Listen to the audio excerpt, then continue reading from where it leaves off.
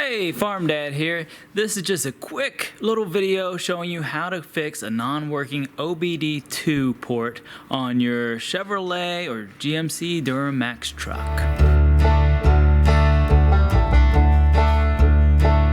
Normally, if you plug in any type of scanner into your OBD2 port, your scanner should automatically turn on. In this case, mine does not. Even if I do turn it on, it'll say that the vehicle is not plugged in. So that means that I am not getting power to this OBD2 port. Let me show you why I'm not. In my experience, 99% of the time, the reason that I'm not getting power to an OBD2 port is simply a bad fuse. And in all of these Chevrolet and GMC trucks, all the Duramaxes, all the gas-powered ones, the OBD2 port is on the exact same circuit as your cigarette lighter.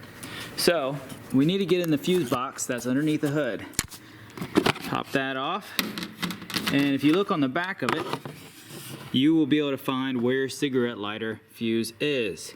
And let's see, there is mine. Just pull that fuse out and visually inspect it, and that's what we're gonna do right here anyway.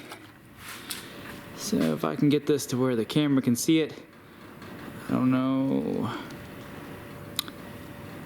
Hard for the camera to pick it up, but this is a blown fuse. I can see that inside of it, it is no longer connected. So let's find a 15 amp fuse to replace it.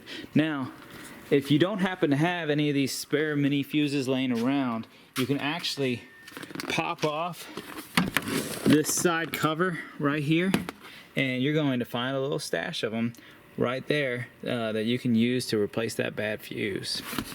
Throw in my new 15 amp fuse in there. Got it.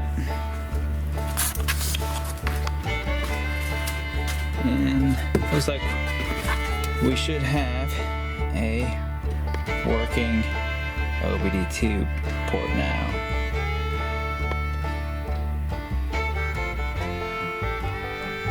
There it is. It recognizes my vehicle. All fixed. So if this video helped you, please take a moment and help me by clicking that subscribe button. That's all I ask. And thank you.